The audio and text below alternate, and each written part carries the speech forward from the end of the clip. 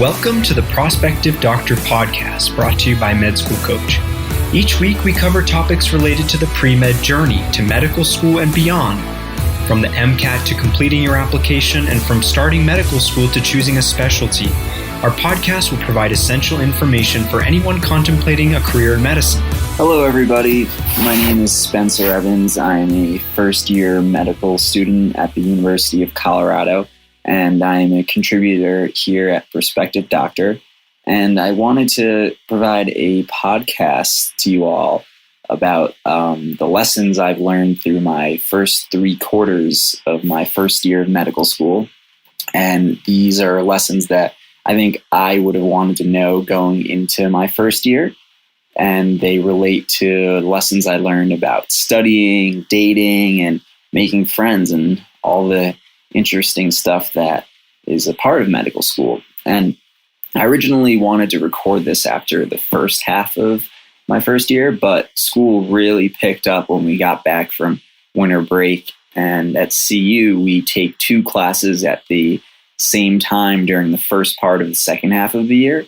The classes are called Disease and Defense, where we basically learn every bacteria that exists, as well as Blood and Lymph, which consists of immunology and blood diseases, both of which are quite challenging. So I apologize for this not being a reflection of the lessons I learned after the first half of my MS1 year. But on the bright side, now I can share all the lessons I've learned from the first half, plus everything I learned during the first half of the second half of the year. Wow, that's a lot of halves, but I hope that you're all still with me. And I just want to make it clear that I'm not talking about the literal lessons I learned in class. You'll all have plenty of time to learn all the science when you're in school.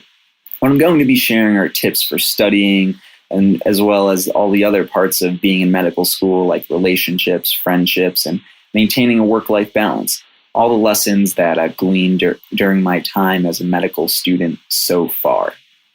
So this should be especially helpful for incoming first years, and for any other medical students out there. Perhaps you could benefit from another med student's perspective. I know I would love to hear the lessons that you've all learned from your experiences thus far as well. So perhaps you'd enjoy hearing my lessons. And to give you all some context and background as to why I think my advice is worth taking, I've experienced what I'd like to call the full spectrum of ups and downs so far in med school. I've failed tests, I've scored multiple standard deviations above the average on tests, I've been invited to classmates' parties, I've been excluded from classmates' parties, my friends and I have experimented with dating people within our class, and we've also dated people outside our class. I've made time for extracurriculars during certain parts of the year, and I've also slipped into those black holes where I was working 14-hour days with absolutely no breaks. So now I would like to give you my thoughts and takeaways from all those experiences and give some parting wisdom to my listeners. First, I'd like to start with class. I think that it's best to say that every unit is its own beast that takes a certain amount of trial and error to figure out the optimal strategy that's going to help you perform the best. And I wish I knew that ahead of time. After anatomy, I thought I had my strategy down. Well, what worked in anatomy did not work in molecules to medicine. And now in hindsight, I know that's because at its very core, anatomy is about learning the layout of the human body. Molecules to medicine taught us genetics, cancer pathways, and tons of diseases. I thought that I could slay this class by rote memorization of every little fact that was in every handout. That's a lot of what I did in anatomy. It was just turning the slides into Anki cards and memorization, and it turned out well. But in molecules to medicine, it turned out that understanding concepts was significantly more useful than remembering all those little details that weren't even really tested on exams. So as it turned out, I ended up flunking the first exam in molecules to medicine. Thankfully, I picked up on the fact that in this particular class, what mattered most was understanding those concepts that were described in the learning objectives. But it took that trial and error adjustment period. So if your school is big on learning objectives, it's definitely good to pick up on that early, especially if you're in a class that does test heavily from those learning objectives. In disease and defense and blood and lymph, I experimented with turning the class material into stories. This was helpful and it was pretty fun because I was a screenwriting major in college, and screenwriting is my favorite pastime. But this took a lot of time, as you can imagine, and I found that it wasn't the most efficient form of primary studying. I also tried out the whole Zonky index card thing. For those of you that haven't heard of this platform of studying, Zonky is basically a massive online file of Anki index cards that medical students across the country have created for all the content that's covered on step one. And every year students add content to it, and they include cards from certain outside resources that a lot of students use. And a lot of students use this because you can unlock cards based on the material your school is currently teaching you. And it's very comprehensive, and it preps you for STEP because you're quizzing yourself on information that's very high yield for STEP. But I honestly hated more than anything waking up in the morning and knowing that I had 500 note cards to memorize that day, and that was everything I was going to do for studying. And it took away the fun from learning because it was just memorization of facts. I will say that one strategy that actually has been applicable to every class is doing practice questions. Personally, I take practice questions, practice tests, and I write down all the information about certain questions that I don't know or questions that I get incorrect. There's a lot of theories out there that writing down information helps your brain remember it. So writing down information that you are less familiar with, at least for me, helps me remember that information.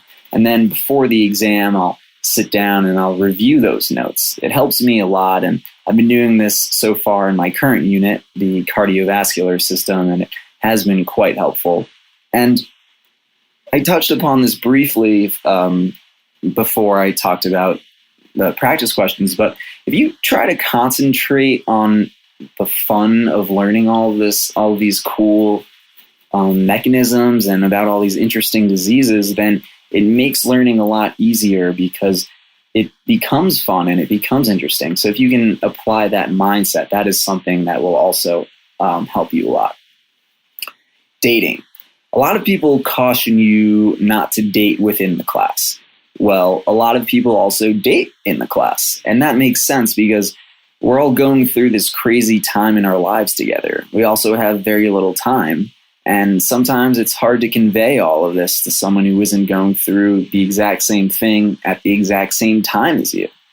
On the flip side of the coin, it's kind of nice to be involved with someone who lives in a different world than you. You have your classmates as your friends, and then you have access to another world also if you're dating someone outside of the class. So there are benefits to both dating worlds. And I definitely encourage exploring both and finding what works best for you. I would just advise and caution that if you are going to date within the class, remember that this is someone you're going to see a lot, which absolutely can be awesome. But for some of my friends, that didn't turn out as well as they had hoped. So just be cautious. And now I'd like to touch on the social aspect of medical school, because this is a really crazy area and sentiment that is likely going to resonate with other medical students, but it might be a little challenging to comprehend for incoming students. But you see, medical school is a lot like middle school. It's cliquey, and as much as you may want to be friends with everyone, that just doesn't happen. There are going to be parties that you get invited to and parties that you don't get invited to. There are going to be people that you want to be friends with that, for whatever reason, don't want to be friends with you. And that's not fun. But a reversion back to this middle school mindset is a natural part of med school. And that's at least according to my advisor, who happens to be a psychiatrist. And we talked a lot about it, and it was something that I struggled with a lot because I'm a pretty big extrovert and I'm 26 years old, so I haven't been in the middle school mindset for quite some time. But as simple as this may sound, everything got a lot easier once I accepted the fact that I wasn't going to be friends with everyone and that I wasn't going to get invited to every party. Once I started just trying to be the best friend that I could to the friends that I had, life got a lot simpler and happier. So I just be aware of that for future incoming MS1s, because it's something that really took me by surprise. And I remember hearing rumors about this, the whole middle school reversion thing, but it didn't really resonate with me until I got to school. So just remember that that's coming and just try to go with it. In regards to maintaining that work-life balance, I went into med school telling myself that I wasn't going to compromise on work-life balance. I would cut off studying by 8 p.m., go to sleep early, work out, maintain my favorite pastime in screenwriting, and still have time to go snowboarding in the mountains. Well, reality hit pretty quickly, and I realized that if I wanted to do well in school, I might not be able to have all that. And I don't even mean if I want to do well in school. If I wanted to pass my classes, I might not be able to do all that. And CU is pass-fail, so all I really need to do is pass. So that was challenging, and my 8-hour work days quickly turned into 10-hour work days, which turned into 12-hour days, which turned into 14-hour days, especially in those days leading up to exams. And not surprisingly, this left me feeling quite depressed, as I felt that I wasn't living a full balanced life. All I was doing was waking up in the morning, going to the library and studying all the way until 10 p.m. and coming home and going to sleep and repeating the same thing the next day.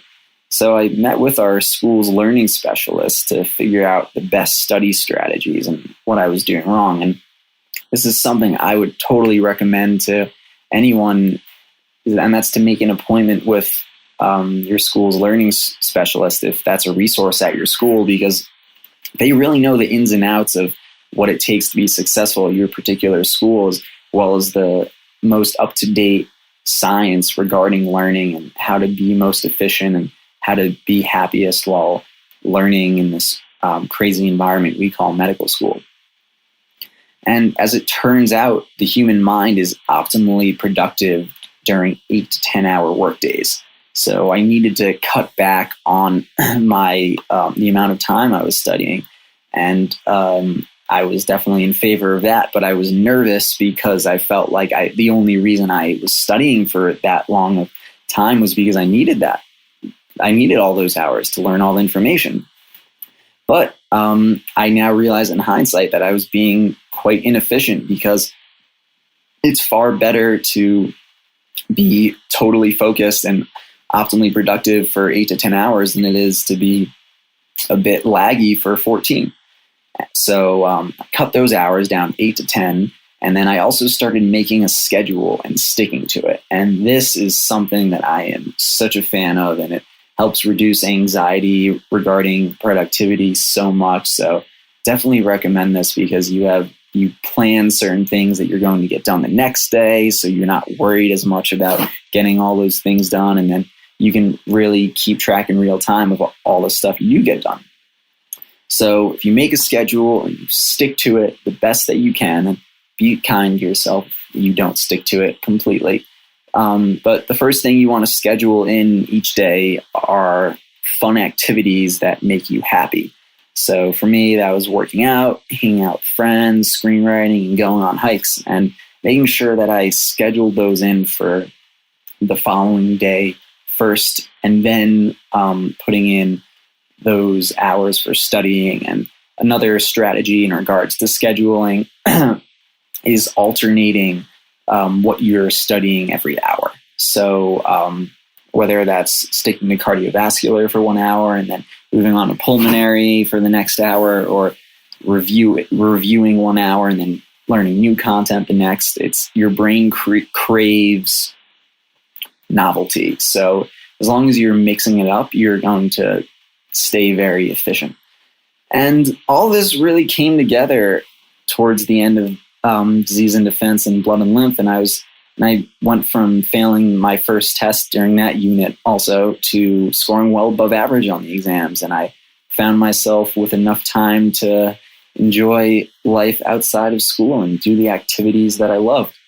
So I would hope that everything I've spoken about today can be helpful for you all out there. And like I said at the end of a previous podcast, I'm happy to discuss with anyone who has any thoughts and comments or questions. Please email me, and I hope that you all have a great day. Goodbye. Our mission is to inspire, encourage, and inform students as you journey through a rigorous and intricate process of achieving your dreams in medicine. Visit us at prospectivedoctor.com and medschoolcoach.com for more essential resources in your medical school journey and beyond.